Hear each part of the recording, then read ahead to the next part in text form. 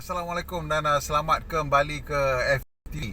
Jadi hari ni kita ada satu video yang agak istimewa juga, tapi tengok muka saya je lah. Sebab apa yang telah berlaku hari ni ialah kita telah dijemput untuk pergi ke Pro 2. Ke Pro 2. Ini saya punya pas tadi, dapat pergi ke Pro 2. Dah pergi ke Pro 2 tu dapat sijil.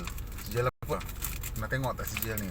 Dapat sijil COVID negatif.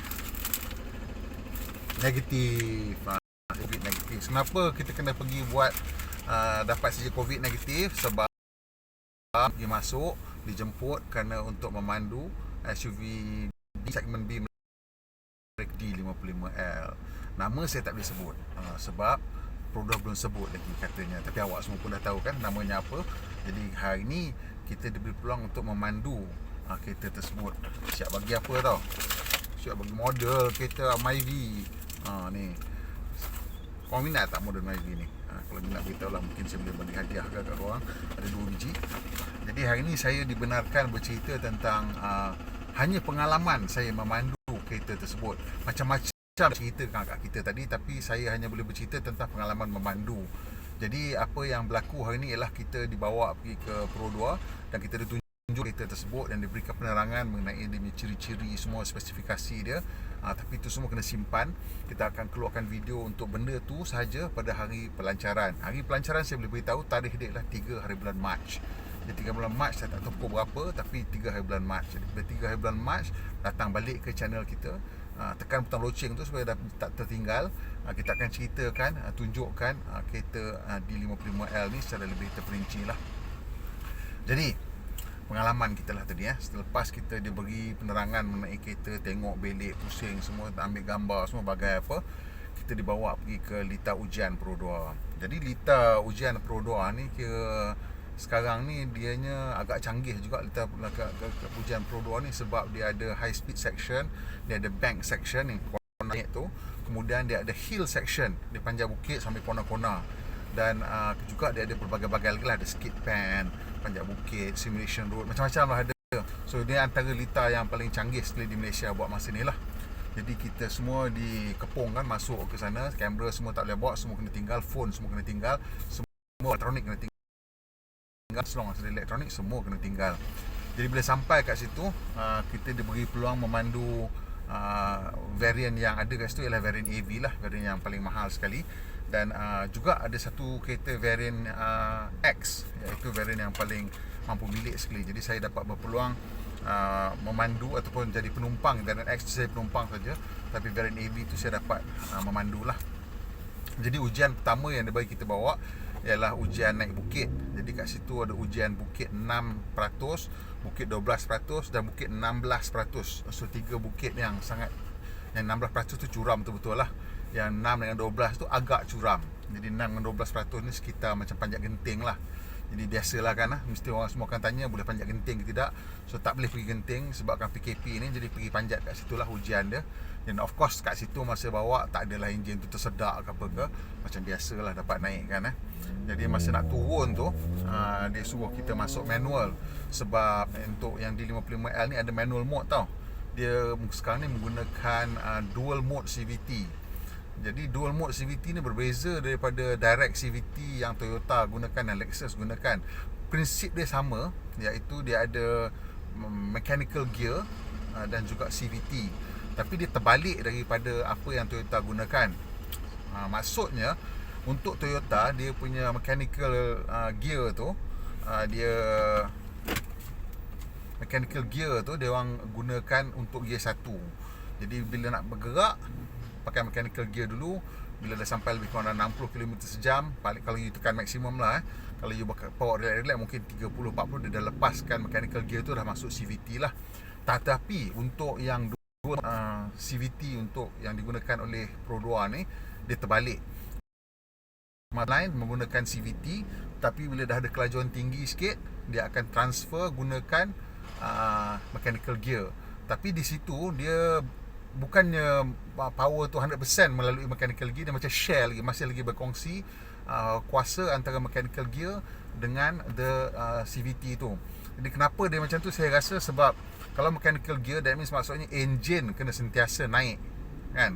So dia tak macam tu, so dia gunakan the CVT untuk nak kawal lah dia punya RPM dia tu kan, supaya bila kita bawa laju dia tak enjin tu tak rev tinggi sangat. So masa nak turun bukit tu dia suka turun masuk manual mode, tolak gear 1. Bila tolak gear 1 turun, kita boleh rasa engine braking lah. So situ it's a nice thing. Pasal kadang-kadang mungkin orang risau CVT kurang engine braking ke, turbo kurang engine braking. Ada engine braking kat situ. Selepas daripada ujian engine braking tu, kita di road lah. Jadi simulation road yang mula-mula tu dia permukaan macam mana, macam ada permukaan yang bertingkat. Macam bila kita orang repair jalan kan, buat tak elok, dia macam letak besi, kadang-kadang ada macam besi jalan kan, berlanggar tu. Kemudian dia buat potholes. Jadi itu nak tengok dia punya secondary ride lah. Dan boleh saya katakan bahawa ini kereta Pro 2 yang paling sedap lah, ataupun paling kurang gegaran bila kita langgar ni semua. Dia rasa solid lah. Memang masih lagi ada rasa gegaran tu masuk, tapi berbanding dengan kereta-kereta Pro 2 sebelum ini antara yang terbaik. Tak silap, inilah yang terbaik lah antara kereta Pro 2 yang pernah dihasilkan dia punya secondary ride ni. Kemudian dia lalu lagi ke jalan Malaysia lah. Dia kata ini jalan Malaysia. Kat situ kita bawa pun kereta ni rasa solid lah, solid. Dia tak macam bergegar teruk sangat kan. Dia punya primary ride memang bagus, kereta terkawal. Maksudnya, tapi yelah ini di litar ujian lah. Nanti kita akan dapat kereta, kita uji betul-betul lah. Masa di litar ujian dia punya primary ride dia bagus. Bila kata primary ride tu bagus, maksudnya bila kita naik rasanya dia tak beralun tak beralun, tak lembut sangat suspension dia. Pasal yang itu yang kadang-kadang buatkan orang jadi rasa mabuk kereta kan. Jadi yang ni rasa tak ada isu tu sangat. Jadi sebabnya ialah kerana bila Pro 2, sebenarnya kereta ni Pro 2 hasilkan bersama dengan Daihatsu. Jadi memang nampak macam rebatch, tapi sebenarnya tak. Dia orang buat bersama lah dengan Daihatsu. Jadi masa dia orang buat bersama dengan Daihatsu tu, bila kereta tu nak datang ke Malaysia, jurutera Pro 2 dia dah tahu dah orang Malaysia ni nanti kan kalau kereta tu bawa tak sedap, dia macam-macam lah, dia kutuk kan. Selalu orang kata Pro 2 mana sedap bawa kan. So dia orang tu pun cuba nak tala balik. So dia jadikan kereta tu kalau banding dengan yang Jepun, dia punya ride dia lebih firm lah. Itu menurut orang kata orang Pro 2. So yang ini memang berasa tak lembut sangat, tak beralun sangat. Orang Jepun dia tak kisah, dia mungkin suka lembut. So kita mungkin nak firm sikit. So dia orang cuba adjust tu. So kemudian kita dah habis jalan teruk Malaysia tu, pusing balik lalu kat ISO punya road. ISO punya road ni ialah dia punya permukaan tu memang dah ditentukan lah. Dia punya saiz batu kerikil apa semua tu.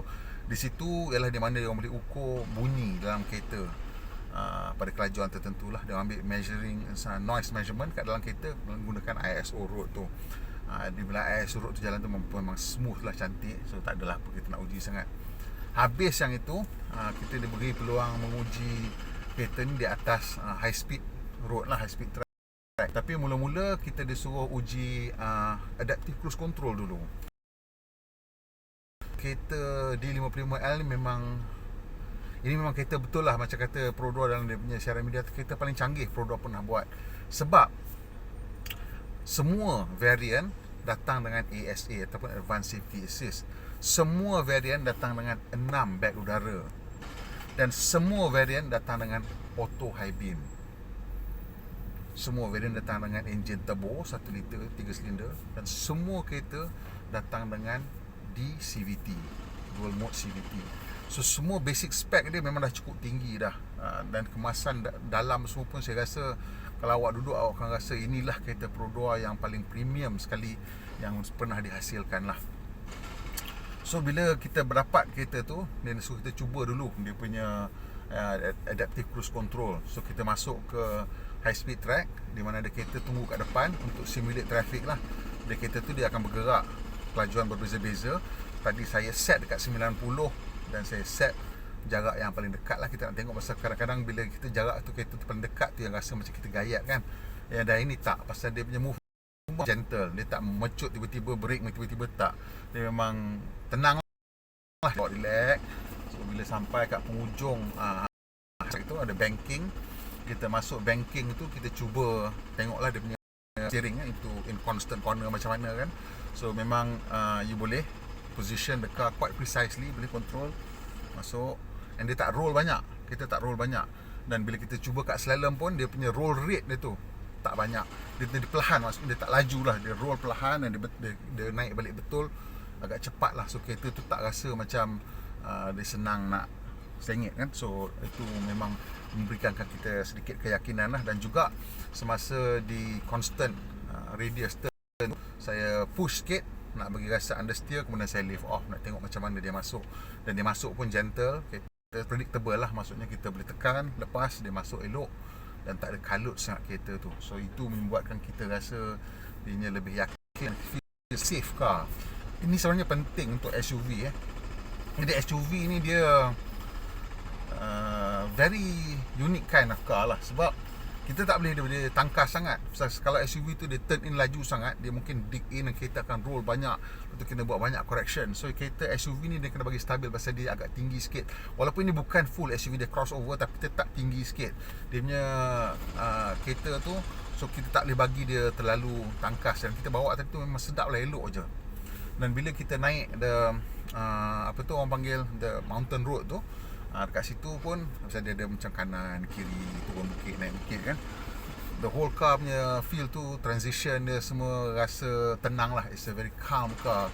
Dan bila kita masuk balik ke lebuh raya pun, on the straight tu dia settle down elok, dan kita tak payah nak adjust sangat lah, which is quite impressive. Sebab kereta tu dia punya itu pendek, it's quite a short car, dia bukan kereta yang panjang kan. Selalunya kereta yang pendek ni yang sukar nak bagi dia betul rasa stabil lah. Saya ni relatively quite stabil, dan memang kita bawa pun rasa sedap.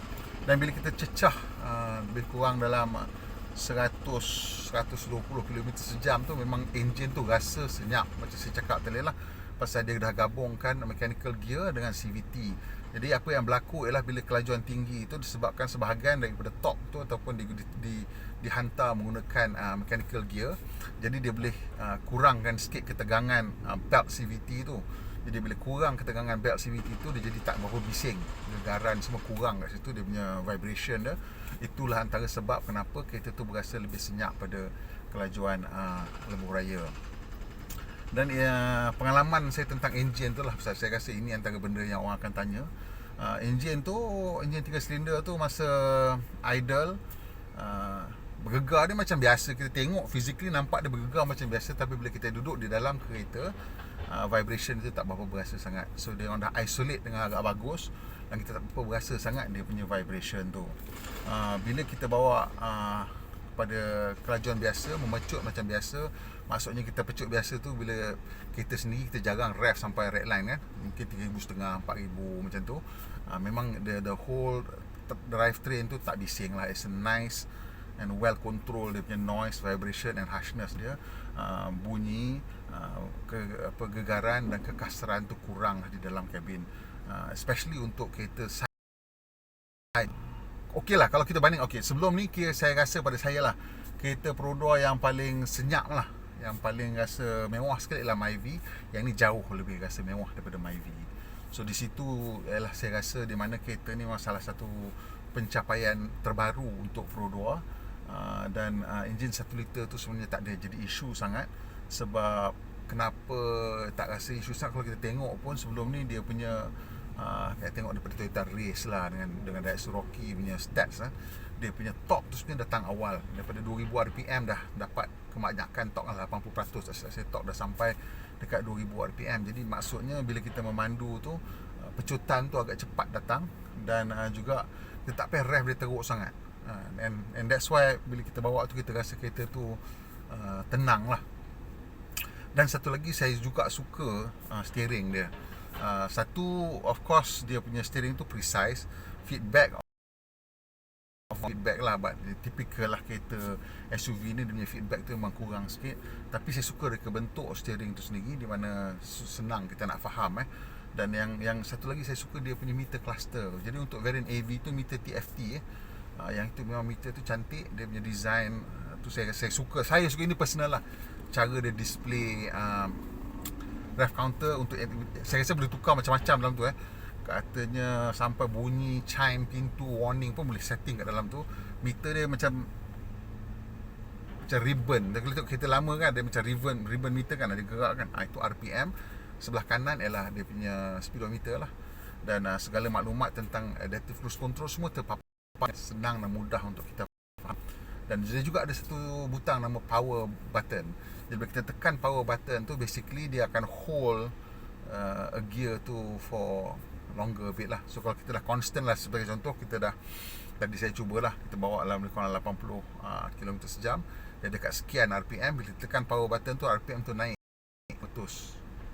So that means dia becomes a bit more responsive lah. Macam tu kan, macam shift down one gear lah, ataupun shift down half a gear, yang membuatkan kereta tu rasa lebih responsif kalau kita tekan power button tu. Biasalah kalau tekan power button dia makan minyak lebih sikit lah kan.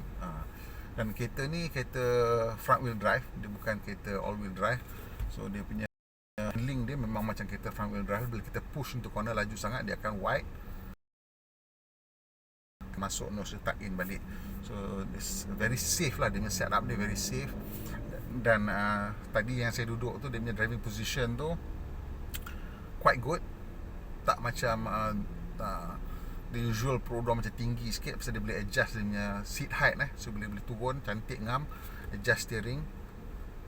So semua rasa duduk rasa macam kereta jugalah, taklah teruk sangat macam saya. Pasal saya memang sebenarnya, awak pun dah tengok mungkin video sebelum ni, saya tak berkenan sangat bawa SUV. Dan yang ni dia a nice compromise lah, pasal dia crossover, dia tak tinggi sangat. So kita bawa masih lagi tinggi sikit. Siapa yang nak tinggi sikit akan rasa sedap, dan siapa yang nak kereta taklah tinggi sangat. So just a nice compromise lah. Itu dia yang saya boleh cerita hari ni. Kalau nak tengok lagi, kena tunggu 3 hari datang lagi, full walk around dan launch punya video dan komentari macam-macam. Sebenarnya macam-macam dia cerita kat kita tentang kereta ni, yang saya nak sangat cerita kat awak, tapi tak boleh buat masa ni Jadi kalau boleh, sabar sikit, tunggu 3 hari bulan. Terima kasih lah kalau dah tengok sampai ke penghujung macam ni. Saya berceloteh. Kalau suka, tekan butang like, kongsilah dengan kawan-kawan. I'm sure ramai kawan-kawan nak tahu tentang D55L ni. Dan kalau dah subscribe tu, kalau belum subscribe, tolong subscribe. Kalau dah subscribe tu, tekan butang loceng supaya bila kita muat naik nanti video D55L tu, awak tak ketinggalan. Dia akan terus beritahu. Pemandu Malaysia, pemandu yang berhemah. Kita jumpa lagi, insyaAllah.